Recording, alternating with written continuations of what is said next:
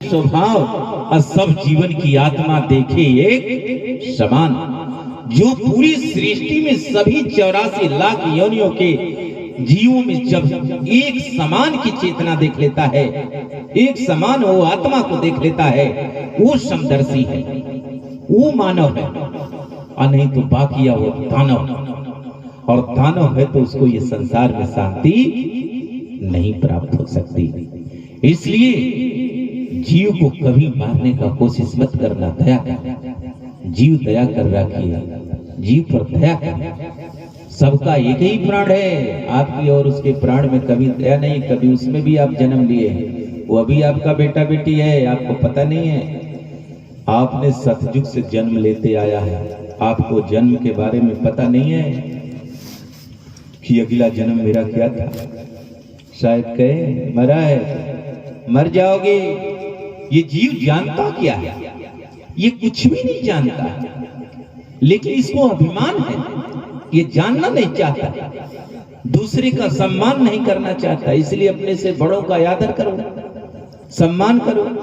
लेकिन समय ऐसी आ गई जिस माता पिता ने ये बार कलयुग का ये युग, ये पूरा काल का नहीं है, ये पूरा लोक ही काल का है, काल का युग है कि ये अपने माता पिता की बात मानने को तैयार नहीं। ठीक है, परमात्मा तुझे दिखाई नहीं देते, लेकिन माता पिता तो दिखाई देते हैं। ठीक है, तूने जन्म लिया होगा तो तुम्हें दिखाई नहीं दिया होगा, गर्भ में थे तुमको पता नहीं था किस तरह माता ने गर्भ में तुझको रखा है, किस तरह पिता ने कैसे कैसे कमाई करके तुझे पाला है, पोसा है, कैसे तुम्हारा जन्म हुआ है तुमको पता नहीं है, किस पीड़ा से और कैसे थे, कैसे दूध पिलाया, कैसे पाल पोस के बड़ा किया। लेकिन अब तो तुम पाल रहे हो, ये तो विचार कर लेते कि किस तरह मेरे पति को मेरी सास ने पाला होगा, तो आज मैं भी पाल रहा हूं। इसी तरह पाल के उसने दिया है मेरे सुख के लिए, जो मेरे को कमा के खिलाता है। और जिसने इतना बड़ा सुख के लिए तुझे दिया हो, थोड़ा उस पर फिर दया करो, प्रेम करो। लेकिन ये विवेक नहीं आ पाता है कि मैं ऐसा कैसे रहूं ये संसार में। संसार में रहो तो संसार की मर्यादा बना कर रहो। जब माता पिता की मर्यादा बना कर रखेंगे तो संतों की भी मर्यादा कर पाएगा वही।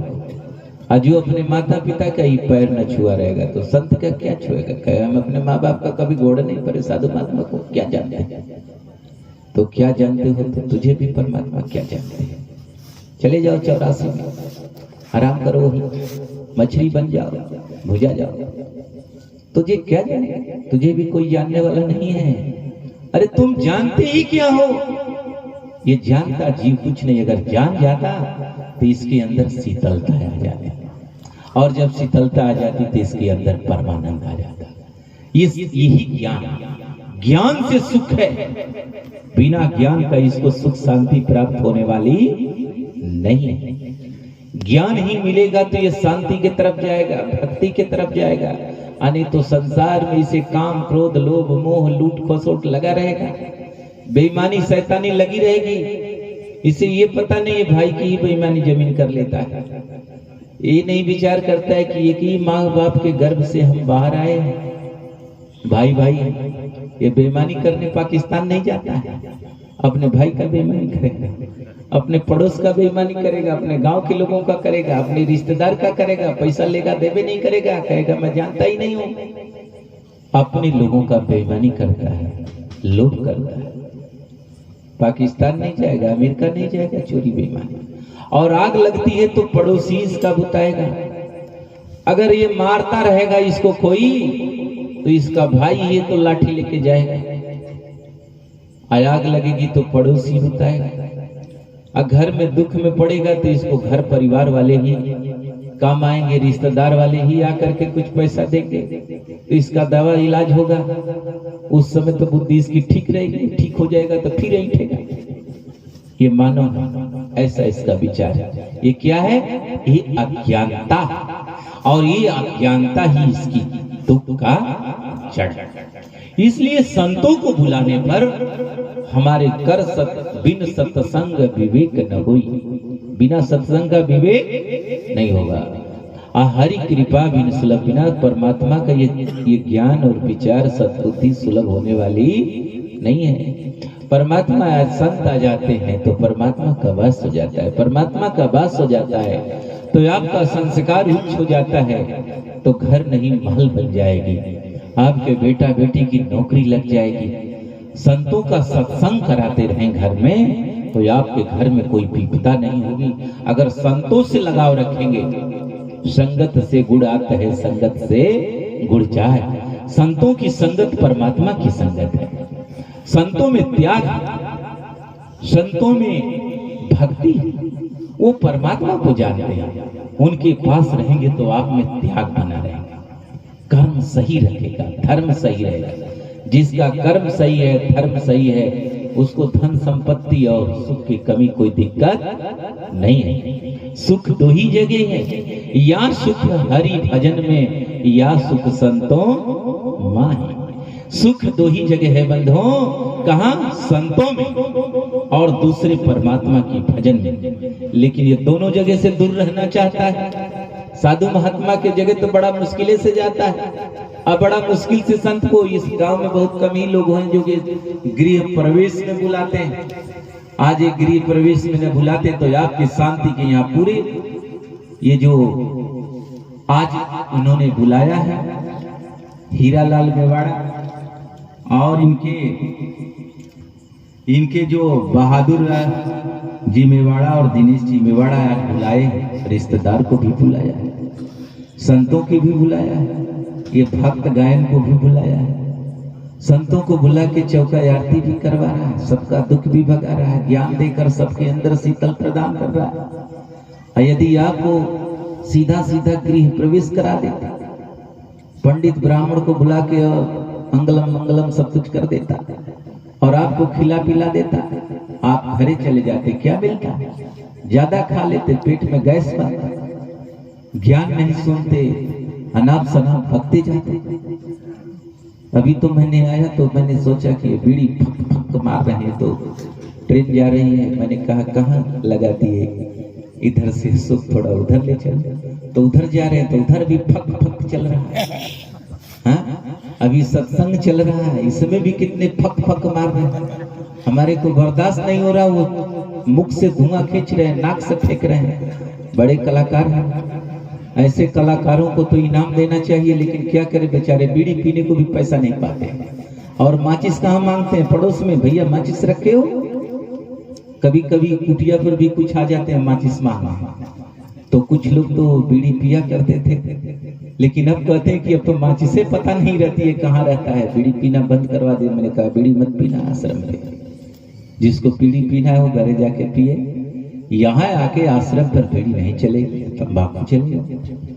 उसी प्रकार से ये ज्ञान होना चाहिए कि हम संत को बुलाए हैं और बीड़ी पी रहे हैं, तंबाकू खा रहे हैं और इतना वो पास दे रहा है, ये संत को इतना उसे सहन नहीं होता है, और संसार वाले उसे पी रहे हैं और उसमें कला देखिए, बड़े मस्ती से पीते हैं और मुख से पीते हैं, नाक से धुआं निकालते हैं, और ऐसी कला उनमें आ गई है।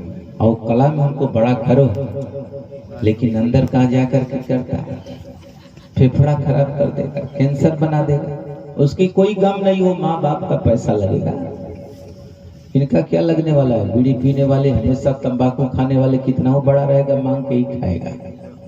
नशा दबेगी कहाँ, उसकी हेरा जाएगा तंबाकू, कोई पता नहीं। इसलिए अपनी आदत को शुद्ध बनाइए, नशा मुक्त रहिए, संत के साथ रहेंगे, उनसे प्रेम रखेंगे तो ये नशा तो छूट जाएगा। लेकिन संतों को जब बुलाएंगे अपने घर में, तो कम से कम नशा की बात को आपका बच्चा नशा नहीं करेगा, जुआ नहीं खेलेगा, चोरी नहीं करेगा, मांस मदिरा नहीं पिएगा, खाएगा, इतना चीज से तो बचेगा। लेकिन आप खुद ही अपने बच्चे को नहीं बचाना चाहते हैं, आप खुद ही पी खा रहे हैं, तो बच्चे को कहां से बचाएंगे? बच्चा आपकी सोच से नहीं बचेगा जब तक संतों की शरण में नहीं जाएगा, विद्यालय में नहीं जाएगा, तो वो दरोगा एसपी कलेक्टर नहीं बन सकता है। आप केवल जन्मा दिया है, आप बना नहीं सकते। वो जब तक विद्यालय में नहीं जाएगा, वो सदाचार उत्तम विचार, शाकाहारी, चोर न हो, मांसाहारी न हो, ये संतों की शरण में जाएगा तो रहेगा। सात्विक ढंग से रहे और अपने माता पिता से प्रेम रखे, ऐसा विचार तो संतों की शरण में जाने पर होगा। आपका संसार में केवल जन्म दे दिया, सौर नहीं सिखा सकते, उसको सदाचारी नहीं बना सकते। इसलिए संतों से जुड़ के अपने जीवन का कल्याण चाहते हैं तो संतों से जुड़कर क्यों रहे? क्या ये सदा से ये मानव की दशा ऐसी रही है? नहीं बनी हो। ये पहले इसकी आदत बड़ी अच्छी थी। आदत जब अच्छी थी ये आत्मा की, तब ये कहां थी? ऐसा ये दुराचारी नहीं थी, ये बीड़ी पीने वाली, तंबाकू खाने वाली चोर चंडाल नहीं थी, ये कुकर्मी नहीं थी, विषयी नहीं थी। ये कब विषयी हो गई, कब ये दुखदाई हो गई? पहले इसमें दुख नहीं था।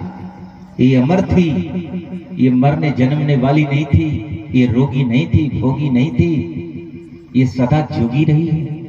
तो ये जब जोग में थी तो ये परमात्मा के लोक में थी, और जब भोग में आ गई तो ये काल के लोक में हो गई। ये काल की नगरी है, इसे रोज काल खाता है, लेकिन इसको पता नहीं चलता है।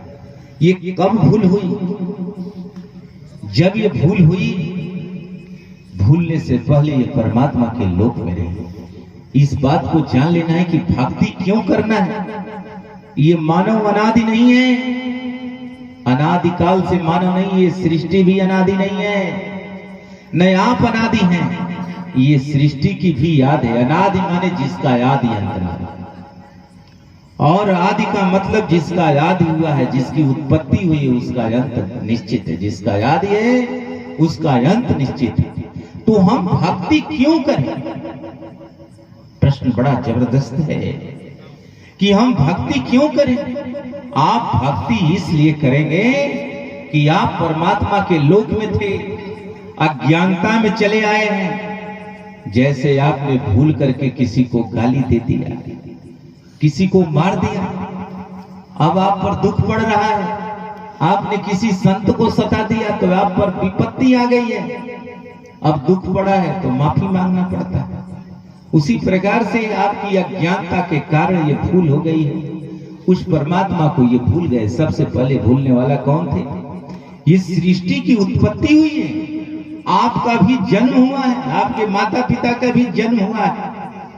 कैसे जन्म हुआ है ये बात जान लेना बहुत आवश्यक है, तभी भक्ति करेंगे। क्योंकि हमें अपने भूल का ज्ञान नहीं होगा, तबले हम उस भूल का पश्चाताप नहीं करते। हमें भूल का पता हो कि मैंने अपराध किया है, तब न उसका इलाज करेंगे। हमें पता हो जाए कि हमारे शरीर में रोग हो गया है, तब हम डॉक्टर के पास जाते हैं। तो डॉक्टर को काहेगा पैसा देंगे? कोई डॉक्टर को, कोई किसी को पैसा देने वाला नहीं है। लेकिन पैसा कब देता है? जब वो जान जाता है कि अब मेरे बस की बात नहीं है, बचेंगे नहीं, तो डॉक्टर कहेगा 5 लाख का व्यवस्था करो, ऑपरेशन बहुत बड़ा है। तो घरे आएंगे तो कहीं घर बेचेंगे, कहीं खेत बेचेंगे, कहीं द्वार बेचेंगे, कहीं पड़ोस से पैसा लेंगे, तब लेते। उसी प्रकार से इस संसार के लोगों को दिखाई नहीं देता है कि हम भवसागर में बुड़ जाते हैं। सागर सबको दिखाई देता है, लेकिन भवसागर किसी बिरला को दिखाई देता है। लेकिन सागर में अगर पूरा परिवार बुड़ना शुरू कर दे तो आप परिवार को नहीं बचाएंगे, पहले अपने बचेंगे। किसी तरह बच के निकल जाए, बाहर निकल के तब चिल्लाएंगे कि मेरा परिवार चला गया। लेकिन इस भवसागर में हम परिवार को उगाने में लगे हैं। परिवार मेरे बिना नहीं रह सकता। अरे आपके बिना भी परिवार रह सकता है। जिस माता पिता को जन्म देकर माता पिता मर जाते हैं, वो भी बच्चा जन्म लेकर बड़ा हो जाता है, वो भी संसार में जीता है। लेकिन पानी में यदि आपका पूरा परिवार डूबने लगे और आप भी डूबने लगेंगे तो आप परिवार को नहीं बचाएंगे, पहले आप निकलेंगे।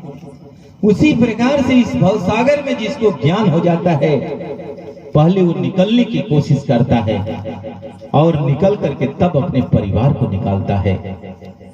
सतगुरु कबीर साहिब का कहना है कि जिस घर में संत हो जाए, धन्य वो कुल और जात। जात जाकुल जन्मे दास, धन्य है वो माता सुंदरी जाकुल जन्मादास, जिसके कोख से संत जन्म लेता है।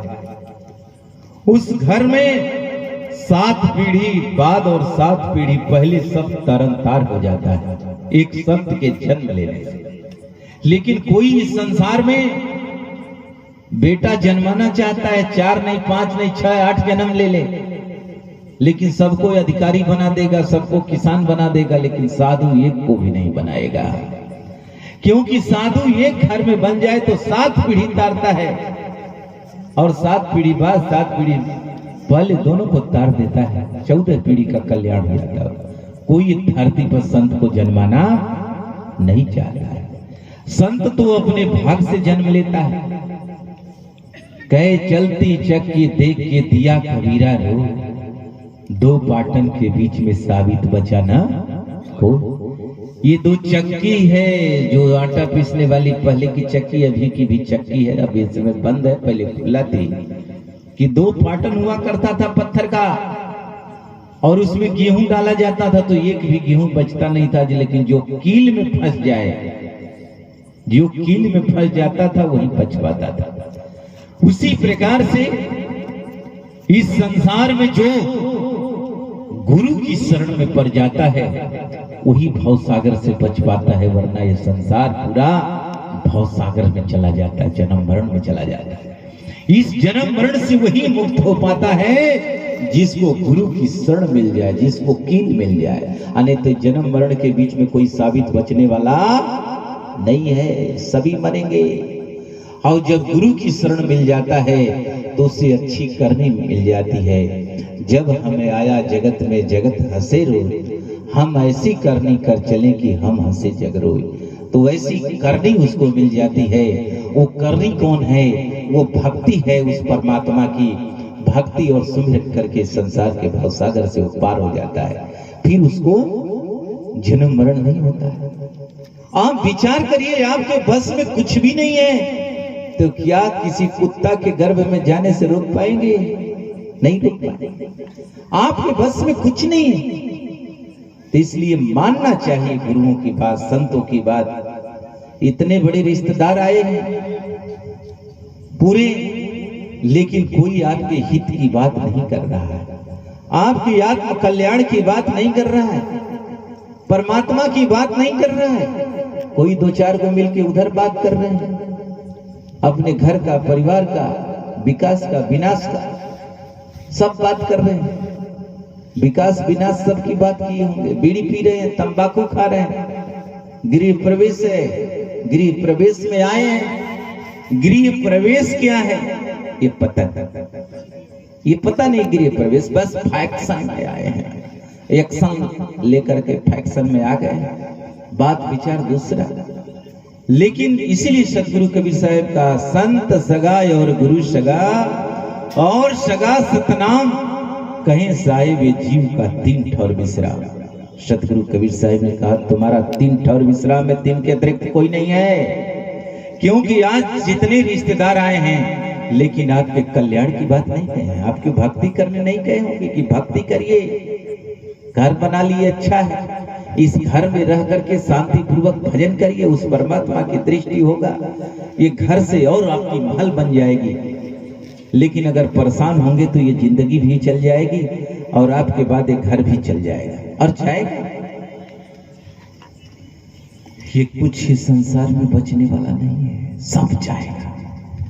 ये सृष्टि भी चली जाएगी, यहाँ कुछ बचने वाला नहीं है। बारी बारी सारी दुनिया चल जाएगी, कोई आज जाएगा, कोई कल जाएगा, कोई बचने वाला नहीं। ये बात का ज्ञान होना चाहिए। ये बात का ज्ञान उस सिकंदर को हो गया था, विश्व विजेता। तो एक दिन अपने मंत्री को बुलाकर कहता है, मंत्री मेरी बात लिख लो, जब मैं मरूंगा तो मेरा हाथ दोनों टिकटी से बाहर कर देना। कहे महाराज ऐसा क्यों? विश्व विजेता सिकंदर को ऐसे निर्धनता की तरफ विदा किया जाए? कहे ठीक इसी तरह करना, क्योंकि मैं निर्धन ही होकर जाऊंगा, कुछ लेकर नहीं जाऊंगा। मैं इतने लोगों का खून की नदी बहा दिया, विश्व विजेता बनकर उस बनने से क्या मुझको मिल गया? बाकिया पाप मिला, लोगों के सुख और शांति को मैंने दमन कर दिया है, इसलिए पार कर देना। मैं कुछ जब ले ही नहीं जाऊंगा, बस केवल भोजन कर रहा हूं, कपड़ा पहन रहा हूं और चिंता रातों दिन है। ऐसा क्या है? ऐसा जिंदगी मुझे आज लग रहा है